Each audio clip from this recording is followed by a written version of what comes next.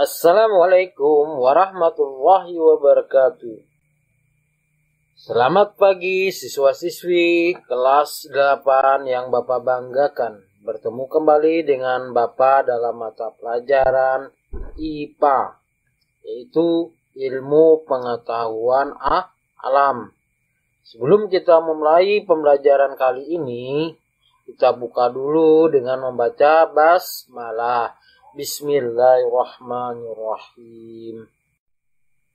Pada pertemuan ke-12 ini, Bapak akan menyampaikan materi tentang struktur dan fungsi organ tumbuhan, yaitu pada akar dan batang.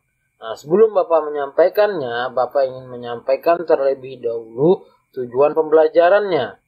Adapun tujuan pembelajarannya adalah yang pertama, peserta didik diharapkan mampu mendeskripsikan struktur dan organ tumbuhan akar dan batang. Materi, struktur, dan fungsi organ tumbuhan. Yang pertama, tumbuhan tingkat tinggi atau tumbuhan berbiji memiliki dua macam organ tanaman, yaitu organ vegetatif dan generatif. Organ vegetatif adalah organ tumbuhan yang berfungsi untuk mendukung pertumbuhan dan perkembangan tanaman, terutama untuk pengolahan, pengangkutan, dan penimbunan zat-zat makanan. Itu adalah organ vegetatif. Nah, organ-organ tersebut terdiri atas akar, batang, dan daun. Sedangkan organ generatif adalah organ tumbuhan yang berfungsi dalam proses perkembangbiakan secara generatif atau seksual. Pada tumbuhan berbiji tertutup, organ generatif terdiri atas bunga, buah, dan biji. Ya, itu yang perlu kalian ingat. Yang pertama adalah struktur dan fungsi akar. Akar mempunyai fungsi sebagai berikut. Yang pertama atau A, menyerap air dan unsur hara dari dalam tanah menuju bagian batang kemudian ke daun. Jadi akar di sini berfungsi mengangkut air dan unsur hara. Unsur hara di sini bisa berupa unsur hara makro dan mikro yang sangat dibutuhkan oleh tumbuhan untuk pertumbuhan dan perkembangan. Yang B, yaitu memperkokoh berdirinya tumbuhan. Nah, tumbuhan tidak akan bisa berdiri dengan kokoh apabila tidak ada akar. Jadi akar sini sebagai dasar atau pondasi. Yang C, menyimpan makanan cadangan. Jadi fungsi akar itu juga sebagai menyimpan makanan cadangan. Bisa kalian lihat pada tanaman singkong, wortel, dan ubi. Ya. Nah, kemudian, sistem perakaran pada tumbuhan itu dapat dibedakan menjadi dua, yaitu sistem perakaran serabut terdapat pada tumbuhan monokotiledonea, contohnya itu jagung, padi, rumput-rumputan, dan sistem perakaran tunggang terdapat pada tumbuhan dicotyledonea, yaitu pada tanaman mangga, rambutan, dan lain-lain.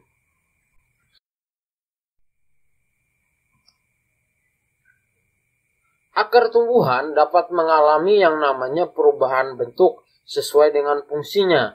Perubahan tersebut dikenal sebagai modifikasi akar. Jadi tidak hanya motor yang bisa mengalami modifikasi, akar juga bisa mengalami yang namanya modifikasi.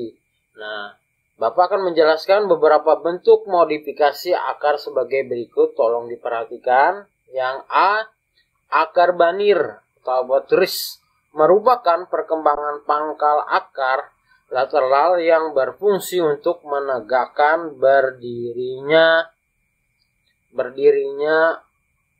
tajuk atau batang tumbuhan. Contoh akar banir di sini adalah tanaman randu alas dan pohon kenari. Bisa dilihat pada gambar. Ini gambar tersebut salah satu contoh pohon kenari. Yang B, akar tunjang atau stilk Akar ini dimiliki oleh tumbuhan yang tumbuh pada dasar yang berlumpur.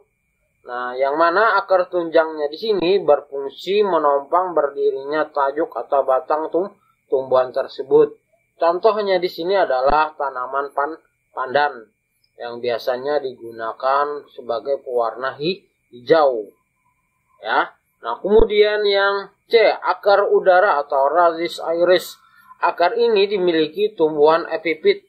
Epifit itu tumbuhan yang menumpang, yang mana akar di sini berfungsi menyimpan air dan udara. Contohnya adalah tanaman anggrek. Kemudian yang D, akar penghisap Austoria. Akar ini dimiliki oleh tumbuhan parasit.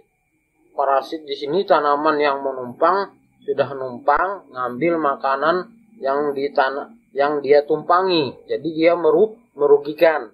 Nah, akar di sini, penghisap di sini berfungsi menghisap air dan zat hara dari tubuh tanaman inang. Contoh di sini adalah benalu dan tali putri. Kemudian yang E, akar pembelit Cirsus radicalisi. Akar ini dimiliki oleh tumbuhan memanjat yang digunakan oleh tumbuhan untuk berkompetisi mendapatkan sinar matahari. Contohnya adalah vanili. Yang F adalah akar lutut. Akar ini dimiliki oleh tumbuhan yang beradaptasi pada habitat lumpur yang miskin oksigen. Yang mana akar yang dari permukaan tanah akan membengkok kembali ke dalam tanah. Contohnya adalah pohon tancang atau mangrove atau bakau. Bisa dilihat pada gambar. Kemudian yang G, ubi akar tuberjogenum. Yang mana ubi di sininya berfungsi menyimpan makanan cadangan berupa amilum atau zat tepung atau dikenal dengan karbonhidrat. Akar ini berbentuk mengembung dan tanpa buku, ruas maupun kuncup. Contoh di sini adalah singkong. Siapa yang nggak kenal singkong? Nah, kemudian yang H, duri akar atau spinarejogenomi. Akar ini merupakan akar yang berubah menjadi duri. Contohnya di sini adalah tanaman gembili. Nah, itu tentang akar. Kemudian yang kedua adalah struktur dan fungsi batang. Batang merupakan bagian tumbuhan yang menghubungkan apa? Ya, akar dengan daun. Ya, benar. Umumnya batang berbentuk silindris dan tumbuh tegak di atas tanah. Nah, pada batang biasanya terdapat yang namanya apa? Cabang dan ranting. Benar sekali.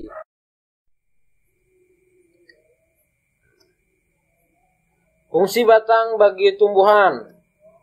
Nah, fungsi batang bagi tumbuhan yang A adalah menyokong berdirinya tumbuhan. Jadi fungsi batang itu ibarat kalau pada bangunan itu adalah tihang.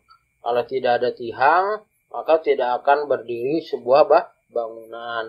Kemudian yang B, tempat melekatnya daun, bunga, dan tunas. Ya, jadi batang itu tempat melekatnya daun, bunga, dan tunas, yaitu di bagian ranting dan cabang. Kemudian yang C, alat transportasi dari akar ke daun atau sebaliknya. Nah, jadi batang ini sebagai jembatan. Alat transportasi dari air dan nutrisi yang diangkut, diserap oleh akar. Sebelum sampai ke daun, dia melewati yang namanya batang.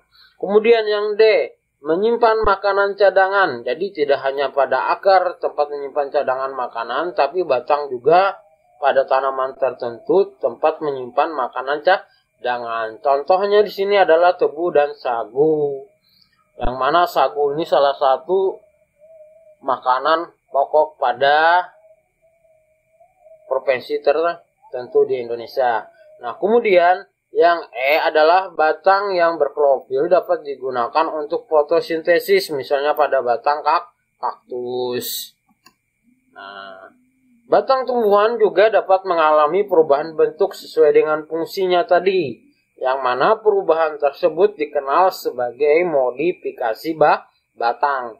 Beberapa bentuk modifikasi batang sebagai berikut. Yang A. Umbi batang atau dikenal dengan tuberculogenum. Batang ini beralih fungsi untuk menyimpan makanan cadangan. Contohnya adalah kentang dan dahlia.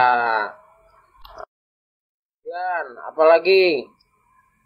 Yang B adalah rimpang atau rhizome. Batang ini beralih fungsi untuk menyimpan makanan cadangan dan berguna untuk mempertahankan kelangsungan hidup tumbuhan tersebut pada saat kondisi tidak menguntungkan. Contohnya adalah jahe dan gayung. Kemudian yang C, Cladodia berwarna hijau dan mengambil alih fungsi daun karena daun mereduksi menjadi bulu atau duri. Contohnya di sini kaktus ya. Nah, kemudian yang D, Phylocladia. Nah, yang mana batangnya di sini berbentuk pipi berwarna hijau dan mengambil alih fungsi daun juga di sini. Tetapi masih dijumpai adanya daun yang berukuran kecil. Contohnya adalah jakang atau patah tulang. Nah, bisa dijadikan sebagai herbal atau obat ya. Nah, demikianlah materi yang dapat Bapak sampaikan kali ini. Kurang lebihnya Bapak mohon maaf. Semoga apa yang Bapak sampaikan tadi bisa dipahami, dimengerti, dan dipelajari kembali. Kita tutup pembelajaran kali ini dengan membaca hamdalah. Alhamdulillahirabbil alamin. Assalamualaikum warahmatullahi wabarakatuh. Terima kasih.